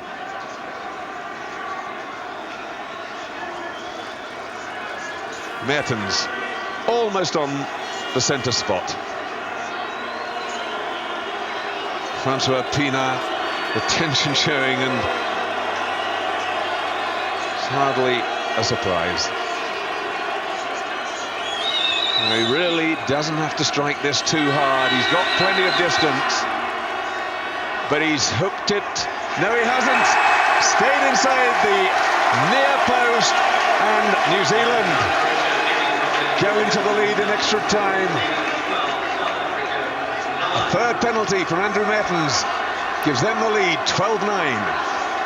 And that may be one of the pressure kicks of all time for Andrew Mertens. Good take that time from Brooke. Brooke the younger, Robin Brooke. Bashop, good kick down the sidelines, but straight into touch.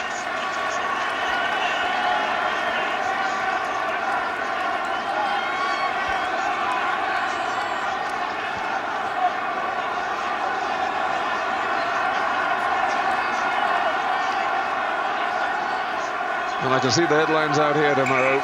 If South Africa do lose this in extra time, with that try disallowed, they're not going to be complimentary. Andrews knocked it on.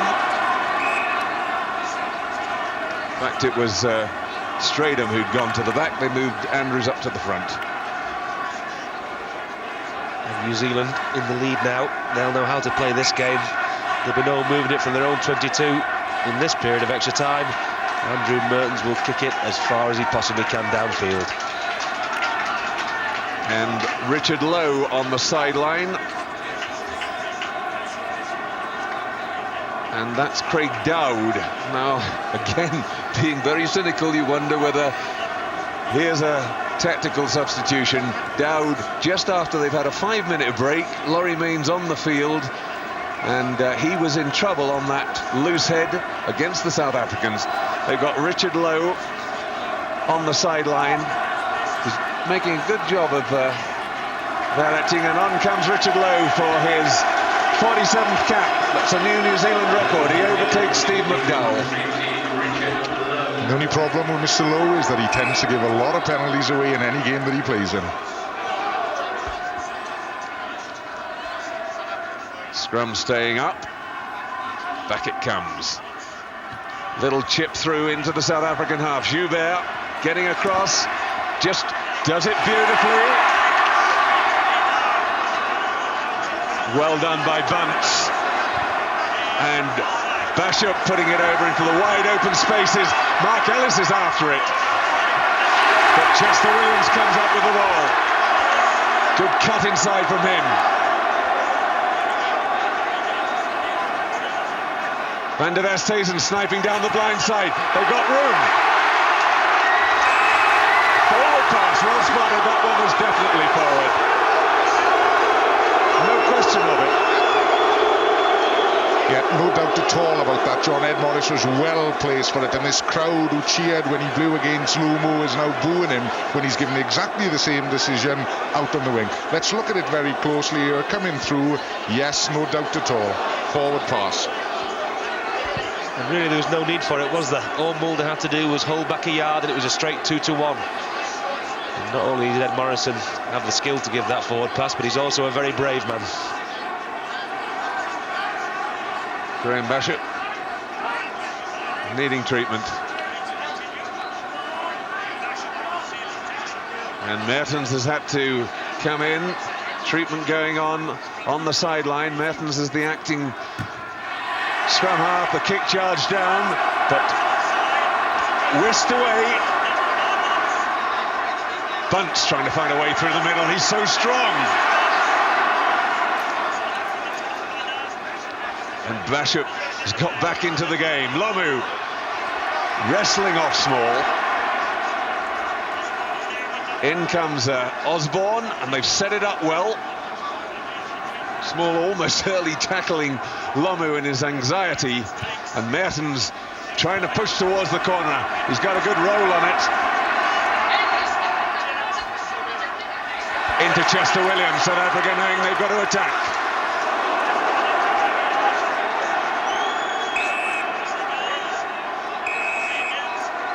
And the scrum going. In come the touch judge's flag. It's Joël Dumais. Well, if it was for the tackle, I think that was the player actually falling down, but if it's something else, we shall see. And I've just got a sneaky feeling that Mr. Lowe has just made an impression on the game, John. Mark Andrew is okay again, and Joël Dumais comes in from the far touchline to talk to the referee.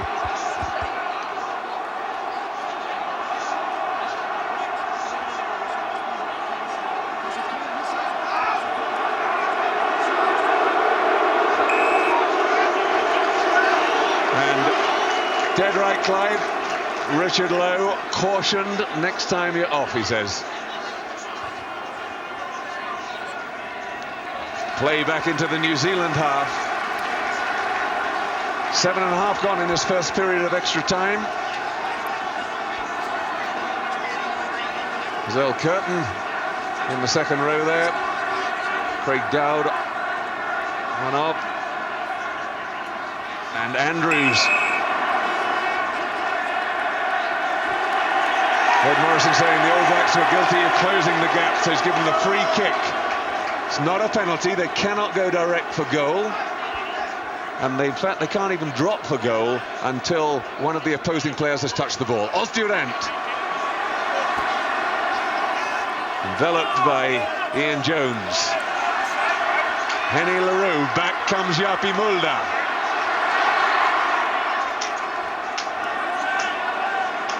Out it comes again, Van der Westhuizen trying the short side. And Chester Williams bundled into touch. South Africa trying everywhere there to force a way through, but the New Zealand defence holding firm. Some very, very tired bodies out there, but the commitment from both teams has been absolutely fantastic. Well, possession is largely gone with the side that's put the ball into the scrums. New Zealand had a bit of trouble at the front of the line-out, but Ian Jones has done a tremendous job for them in the middle. Into the last minute on the clock, but we've had that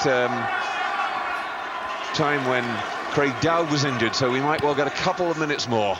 Great kick away from Mertens this time, but up to 10 metres inside his own half.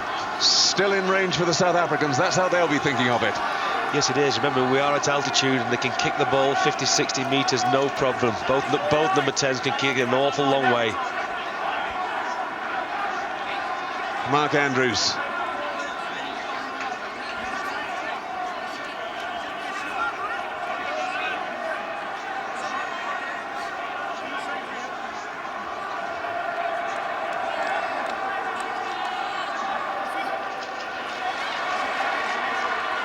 Durant runs it back at New Zealand. Hoisted high by Stransky.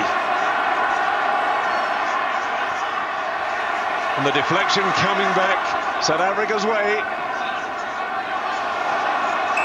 And the referee spotted it. Over the top, he said. You went, New Zealand. The cheers ring around.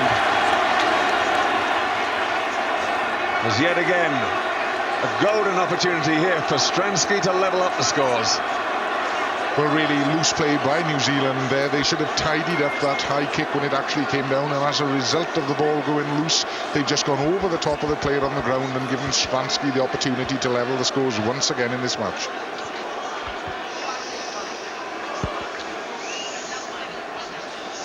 Here we see it. Lovely kick from Stransky. Really put New Zealand under pressure. After the ball was bouncing around, the All Blacks give away a very important penalty. In fact, more than going over the top, although that's what he gave it for. There was a little hand in there that flicked it back, but it was the right decision. And it's over. Stransky, the coolest man on the park. The whistle goes for half-time in extra time. And once again, it's all tied up now at 12 all. Now we'll certainly have the water carriers on the field, I've no doubt.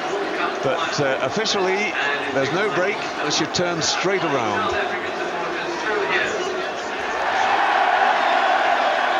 And the tension really is absolutely amazing. Joe Stransky, by his standards, that was an easy kick. It was bang in front, but I wouldn't think any kick in this extra time period is going to be easy for either kicker. And then New Zealand, knowing that they've just given away the precious advantage they had from that penalty in the first minute of extra time. Yes, and it was a bit of a silly penalty as well, really. New Zealand should have cleared the lines. Well, the referee has decided against the official ruling that there's going to be a 5-minute break.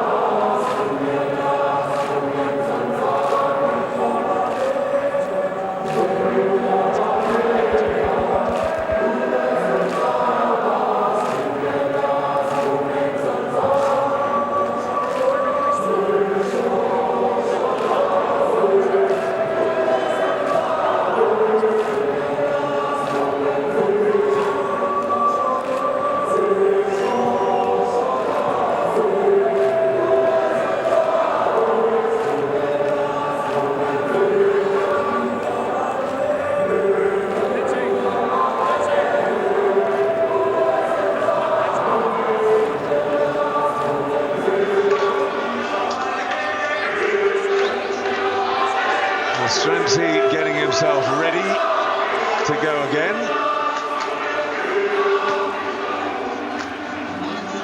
I just wonder, Will Carling up there in the studio, whether you'd fancy being in this position. I know you'd love to be in the final, but it must be almost impossible to tell the guys how to play a game like this at this stage.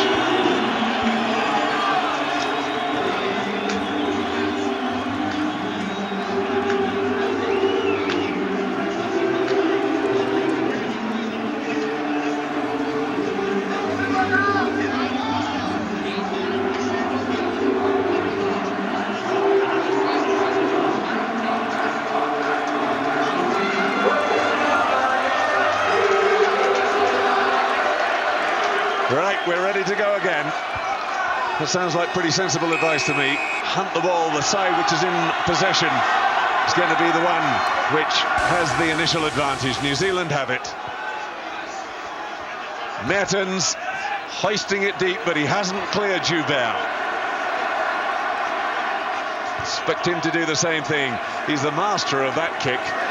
Hits that one so much lower than every other kick that he puts into touch, and just spirals it dead.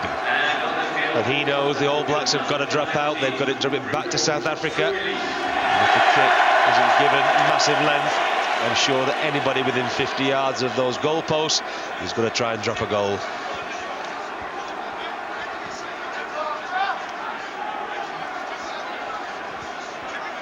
Well, one thing that's sickened us out here, I think, since we've been here has been the, what do we call it, the Joburg wave. We've seen it every time things have gone dead. We haven't seen a sign of it today, which shows the tension.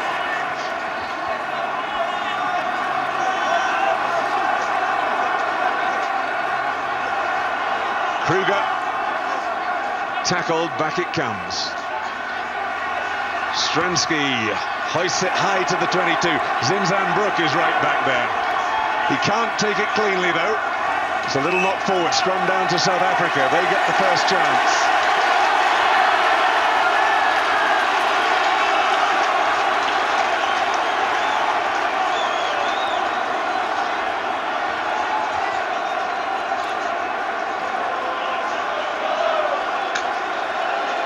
Stransky back in the pocket, has the chance to drop the goal.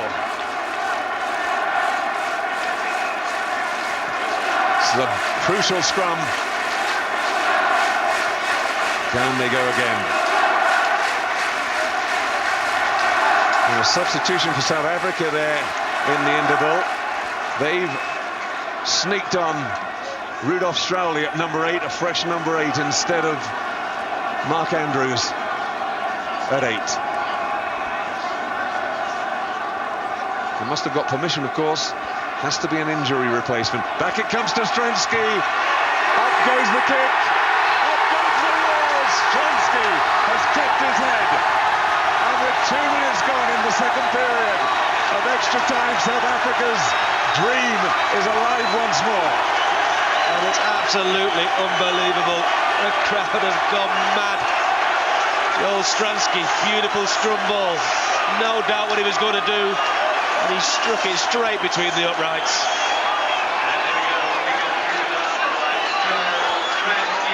Terrific kick from the Western Province outside half. We've seen that look before. Plays restarted. New Zealand have it. Little. Out it comes to Bunce, who's found some space. Mark Ellis coming back inside, but he can't hold it. Now expect 8 minutes of fury from the New Zealanders. Mark Ellis had to hold on to that. Coming up to 3 minutes gone, they've got 7 minutes to overtake. Frank Bunce, he's going mad with himself there. He just delayed the pass slightly. He should have passed it a split second earlier, and Mark Ellis would have been in a real dangerous situation. Jace, Walter Little. I think that looks a bit like a dislocated finger they're trying to put back. And the president next to Louis Late, the president of the South African Rugby Football Union. Neither of them hardly daring going to breathe. And the problem facing New Zealand now is that they're up against the best defensive side in the tournament, John. To get a try against South Africa is going to be very difficult with only 6 minutes left. Walter Little, I think it's in fact Ribs, trying to stay on there.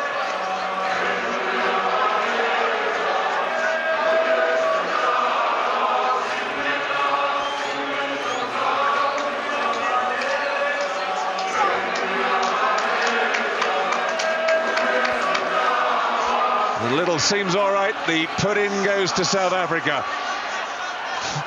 4 minutes gone on the clock.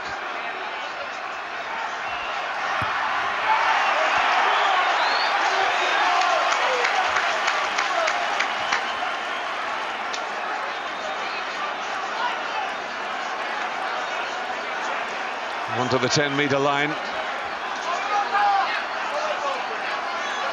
And 5 minutes gone. Jones gets the all-important touch. Zinzan Brooks setting it up. And they know they've got to release their big runners. Back comes Bunce again. Oh, and the pass again just going astray. Ellis not onto it. 2 passes to him, just not going to hand. Anxious moments, tension everywhere. You don't normally see that. Frank Bunce, normally so solid. Mark Ellis normally catches everything. But this is not a normal situation.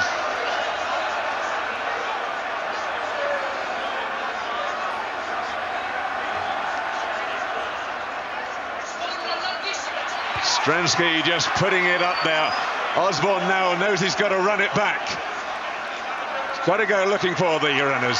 Comes past LaRue, gets past 2, he's got support now. Out straight to Lomu. Takes it second time. Kronfeld's there. Keeps it alive again, Joseph. And the scrum going to New Zealand. The tackling ferocious from South Africa. They know that they've only got to hold out for about another 4 minutes.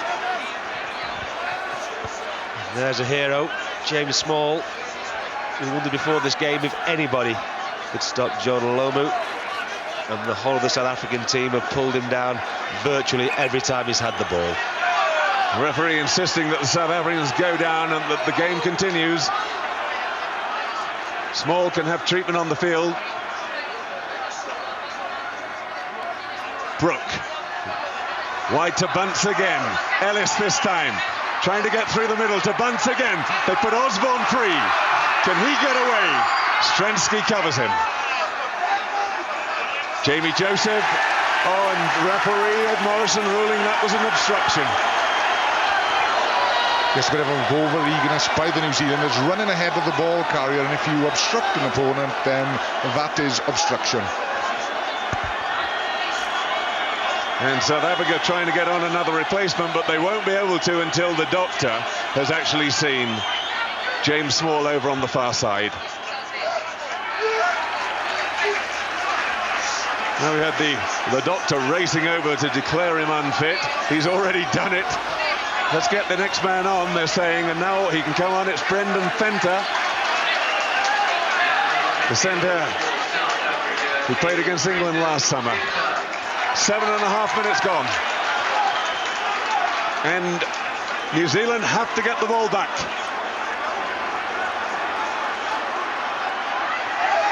Taken by Kruger. Oh, and a penalty against Kronfeldt. Rolling around on the ground, playing the ball. He has to recover his feet after the tackle. And New Zealand now losing their discipline, and that won't help them at all, because all it's doing is running down the clock for South Africa. There's tension spilling over. South Africa just needs to keep a cool head now, because this is well within Stransky's range, and if he gets this one, I really do believe it will be all over. Joel Stransky, the hero of South Africa today. He scored all 15 of their points. 4 penalties and a drop goal. And if he puts this one over too. No doubt about it. Coming in from the South African side, over-eagerness by Kronfeldt at the end of the day, but you can't blame him. Only a minute left. Joe Stransky with the kick. 3 from 4. It says on the caption, which is of course not right. He's kicked 4. He's kicked, sorry, let's get this right. He's kicked 3 penalties and 2 drop goals. And he's missed it. New Zealand will come racing out now to kick off quickly, I'm sure. They've got to get the ball back. And they've really now almost got to go the length of the field. There should be some injury time. Flick, they've got the ball back. Bounces off. They have to get rid of it, and the mistake there on the pass. Pina straight in to stop it.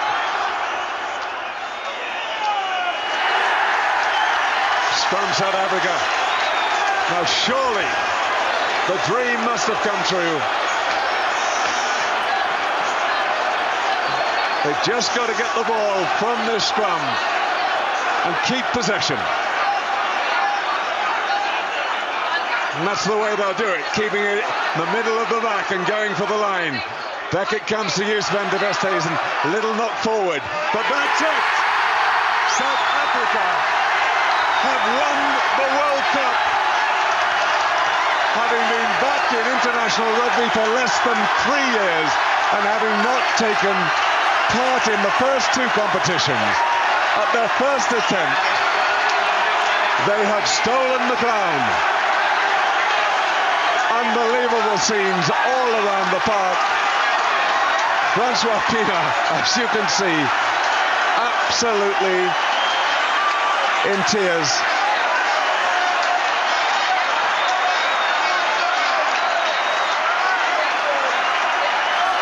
And the whole team crying together as they've been all the way through the tournament, just giving themselves a few moments to savor it. They can hardly believe it themselves. Now they can emerge triumphant. Has to be said, a victory against all the odds.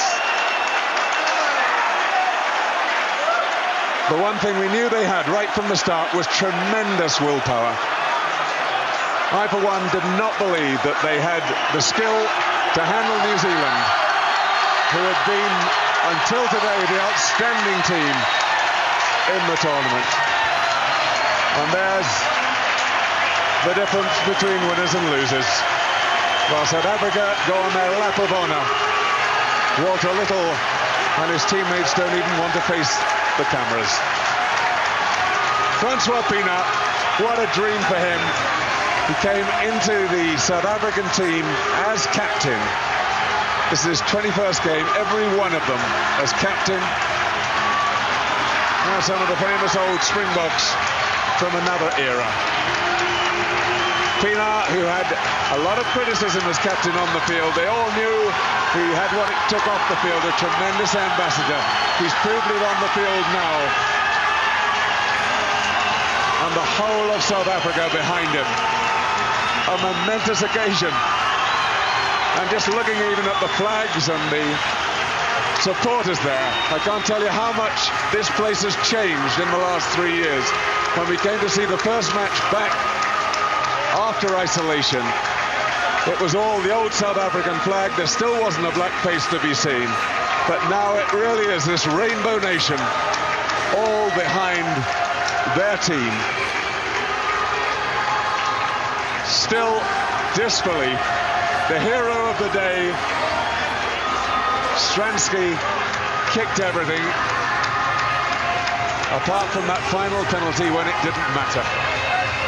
3 penalties and 2 drop goals. Kitch Christie, the coach, who's also been criticised a tremendous amount for his selections, everything's worked. Casey Pina with him, his assistant. Chester Williams there congratulating Brendan Pinter on getting onto the field. Incredible scenes. And in comes the parachutist. Still a long way up. It'll be a while before he arrives in the stadium. There's Morné du Plessis hoisted aloft by his players. Francois. And then we had 65,000 South Africans here today. Tremendous support. David, we didn't have 60,000 South Africans. We had 43 million South Africans.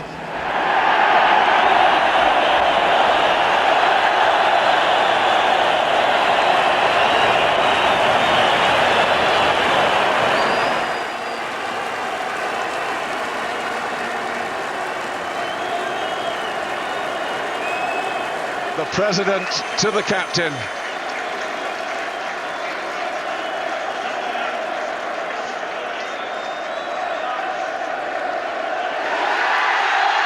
There it is. Francois Pienaar. And Nelson Mandela is cheering along with the whole of the stadium. A sea of flags. Wonderful moment for the whole of South Africa. We hardly believed it could happen for them, but it has. And now the celebrations, I'm sure, will go on for at least a week.